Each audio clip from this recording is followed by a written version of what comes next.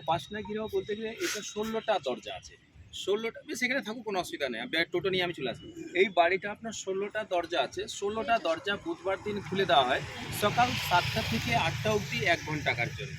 বুধবার দিন আপনি আসবেন, এই বাড়িতে যে কোনো ব্যক্তি প্রবেশ করতে পারবে। কিন্তু নিয়ম আছে যাওয়ার জন্য। কী নিয়ম আছে? সাদা পোশাক পরে যেতে হবে, যেটা ছেলেদের জন্যে সাদা জামা সাদা প্যান্ট, মেয়েদের জন্যে সাদা শাড়ি বা সাদা চুড়িদার পরেই ভিতরে প্রবেশ করতে পারবে, তাছাড়া এলাও নেই। সাদা পাঞ্জাবিও তো পরা যেত। হ্যাঁ, সাদা যে কোনো পোশাক আপনার, ঠিক আছে। প্রত্যেক বুধবার সকাল 7টা থেকে 8টা অবধি 1 ঘন্টা কাটবে। সামনে দেখুন ঘরের মাঝখানে তাল গাছ আপনার।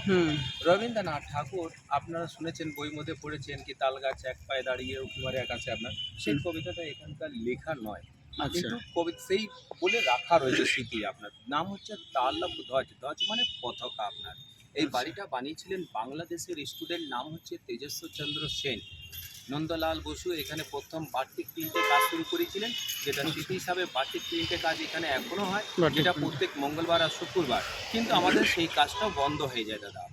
সেই কাজটা আমাদের বিদ্যুৎ চক্রবর্তী যাওয়ার আগে কিন্তু বন্ধ করে দিয়ে যায়। এখন আর কোনো বার্ষিক প্রিন্টে কাজ হয় না। আচ্ছা। বেশ, আপনারা একটু ছবি টবি নিন।